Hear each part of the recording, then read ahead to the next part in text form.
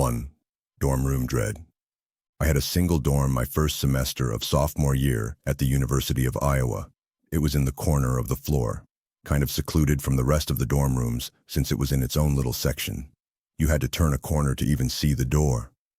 It was nice because I'd be able to still talk with friends on my floor, invite people over to my room, and still have privacy when it was time to do homework or go to sleep. A few weeks into the semester while studying for a bio exam, the silence was interrupted by a noise. It took me a bit to realize it was a light tapping on the door. It was so light that I almost didn't even hear it. I yelled, "Come in." But the door didn't open, so I got up to open it. Nobody was there. I walked around the corner to look down the hall. Nobody. Somebody was obviously messing with me. I went back to my bed and continued studying. This time, leaving the door open, nobody came back. The next night, a few minutes after shutting the lamp in my bedroom to go to bed, the tapping on the door returned. This time, it was much louder, more of a knocking sound. I called out, "Who is it?" Again, the knocking stopped, and nobody answered. I got out of my bed quickly and opened the door to see my small private corridor was void of any people. Again, I ran the 10 feet from my door to the corner to look down the main hallway of the floor. Nobody. The next morning, I asked some of the other kids in the dorm if they had been messing with me. Everyone said no. The next night, I woke up after having been asleep for 3 hours. Someone was knocking on my door again, this time louder than ever, more persistent. I had trouble deciding whether to open the door or not this time. With a bout of courage, I hopped up and opened the door. Nobody was there, as I was expecting, but this time I full-on sprinted down the tiny corridor, isolating my room. When I turned the corner, I saw the back of somebody disappearing behind the far corner on the opposite side of the hallway. I ran as fast as I could down the hallway, and as I turned the next corner, where I saw the person a few seconds earlier, I saw a door at the end of the hallway shutting. It wasn't a dorm room, it was a bathroom. I felt like I was ready to confront whoever this joker was, so I pushed open the bathroom door with force. The light was off. I turned it on, expecting to see somebody hiding in there, but I didn't see anyone. My first instinct was to check the 2 bathroom stalls, which were both shut. I got on my hands and knees and looked under the 2 stalls. 2 heavy black boots could be seen from underneath one of the stall doors. I took a deep breath and pushed the stall open. I was confused. There were the boots sitting on the floor, but no person to wear them. And then I heard a creepy giggling noise, not feminine or childlike. It was the kind of laughing that I could only imagine to be that of a really old, crazy man. For some reason, my confidence was gone, and I was scared shitless. Therefore, I ran back to my room and shut the door. I hopped back in my bed and started texting every friend I had. Of course, everybody was asleep though. The knocking happened one more time that night. I ignored it. It went on for about 30 seconds before whoever that person was finally gave up. I spoke to everybody on my floor the next day. Nobody else heard any knocking, and everybody swore they weren't pranking me. Everybody seemed sincere. I don't know why this person chose to harass me or who this person was, judging by the boots and the laughing I heard. This was an older man, though, and that disturbs me. 2. The frat party fiasco. This takes place during the first week of school, my freshman year, at the University of Iowa. I was just starting to get comfortable with my roommate. He was dedicated to the idea of rushing a fraternity, and rush week was starting the next week, but the parties were starting Thursday of the first week. My roommate didn't want to go alone because it would be harder to meet people that way, so he wanted me to go. I happily agreed to go with him, even though I had no interest in rushing a fraternity. I still had intentions to go to parties. After all, I was attending a party school. My roommate wanted to go to one frat party on Thursday, and then parties at different frat houses on Friday and Saturday. On this Thursday night, we were headed to perhaps one of the lowest ranked frats. I'm pretty sure it was an underground one too, but his logic in attending was to have a backup frat in case the higher ones wouldn't give him a bid. The frat house was really far from campus and a much more slummy downtown area. We pulled up to a corner house, and if it weren't for the blasting music and cars parked everywhere, we would never picture this house as a frat house. It literally looked like they settled with the first house they found. We knocked on the door to immediately be greeted by some short, chubby guy in a white t-shirt holding a solo cup. His shirt had sweat stains by his armpits and mid-belly area. He told us to come right in. The party itself was in a horribly dimly lit room with probably 50 guys bunched up into the living room. It was hot as hell in there, and to make it even worse, I think I saw maybe 2 girls at the entire party, neither of them even close to attractive. I gave the party a good 20 minutes, talking with one overweight foreigner after another, all giving off antisocial vibes. Eventually, I waved for my roommate to get ready to leave, but a huge group of guys by the door made us decide to wait a little longer to avoid the awkwardness of leaving early. I continued to drink the cheap beers they were serving. I think I downed 5 cups before I could even feel a buzz. A heavy guy approached me with a tiny bottle in his hand and handed it to me, smirking and saying, "That'll get you shit-faced." I fake laughed and thanked him, expecting him to go away, but he just watched me as if he were waiting for me to drink it. So, I did. It was maybe 2 shots worth of some kind of hard liquor. The guy then started making conversation with me, and every time I hinted that I was trying to get away, he would try to pull me further into this otherwise one-sided conversation. Things started to get really blurry. Pretty soon, I remember feeling dizzy all of a sudden, and the room seemed to be getting darker. That was the last thing I remember before waking up in a dark room, laying in a bed. I could hear the sound of music muffled behind closed doors, so I knew I was still in the frat house.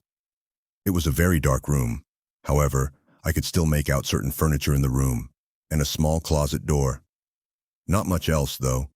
But even over the blaring music, I heard the sound of a plastic bag being crunched from the closet, as if somebody had stepped on it by mistake. As fear enveloped me, I ran out of that room and down the stairs back to the overcrowded living room. I found my roommate and pushed him out the front door, past the group of guys still standing in a circle right next to it. During the car ride back to campus, I told my roommate I was drugged. He almost called the cops, but I said it would be foolish and pointless. My roommate then asked me an awkward question. Was I taken advantage of? I didn't feel any type of pain, and my clothes were all still on the same, so I assumed not. When I did a time check, I realized I'd only been out for maybe 10 minutes before waking up. Whatever the guy gave me must have been a dud or something. Thank God, that was my college experience of attending an underground ghetto frat party, and it remains to be my scariest life experience. 3. Haunted hallway. At first, the rumors about the haunted hallway seemed like nothing more than typical college folklore. But as the days passed, strange occurrences began to unfold, leaving me questioning whether there was any truth to the tales. It all started during my freshman year at Penn State University. I was assigned to a dormitory in one of the older buildings on campus, rumored to have a dark history. The hallway on the 3rd floor was said to be haunted by the ghost of a former student who had tragically passed away under mysterious circumstances decades ago. Initially, I dismissed the stories as mere superstition, but soon I couldn't ignore the eerie atmosphere that enveloped the corridor. It began with subtle disturbances, a flickering light, a chilling draft, inexplicable whispers that echoed through the empty hallways late at night. One evening, as I returned to my dorm room after a late-night study session, I couldn't shake the feeling of being watched. Goosebumps prickled my skin as I hurried down the dimly lit hallway, the shadows playing tricks on my mind. Just as I reached my door, I heard a faint whisper, barely audible yet unmistakably chilling.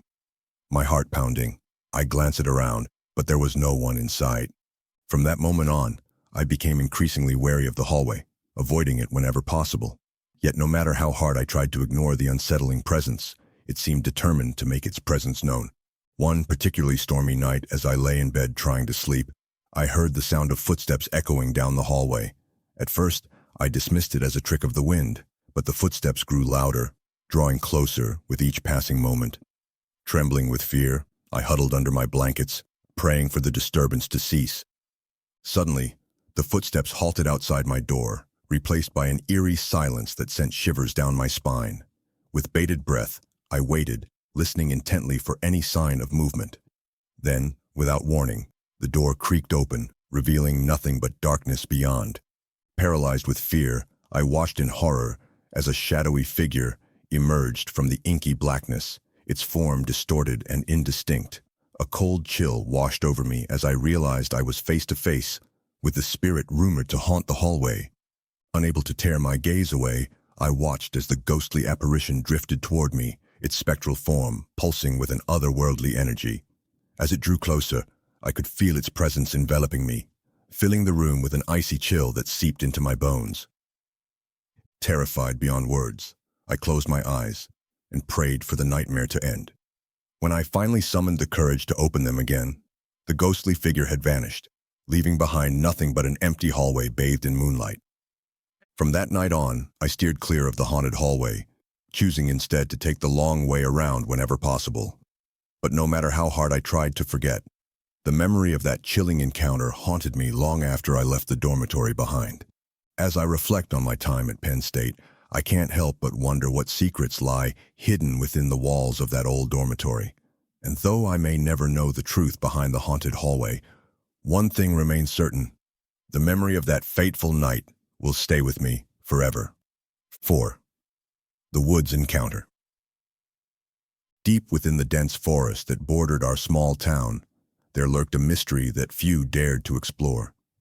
Tales of strange sightings and inexplicable phenomena had long shrouded the woods in an air of mystery, but nothing could have prepared me for the encounter that awaited. It was a crisp autumn afternoon when my friends and I decided to venture into the woods in search of adventure. Armed with nothing but our curiosity and a sense of excitement, we set out on a path that wound its way through the towering trees, their branches swaying gently in the breeze. As we delved deeper into the forest, the sunlight grew dimmer, casting long shadows across the forest floor. Despite the growing sense of unease that gnawed at my insides, I pressed on, eager to uncover the secrets hidden within the heart of the woods. It wasn't long before we stumbled upon a clearing bathed in dappled sunlight, the air thick with the scent of pine and earth. But as we entered the clearing, a chill ran down my spine, and I felt a sense of foreboding wash over me.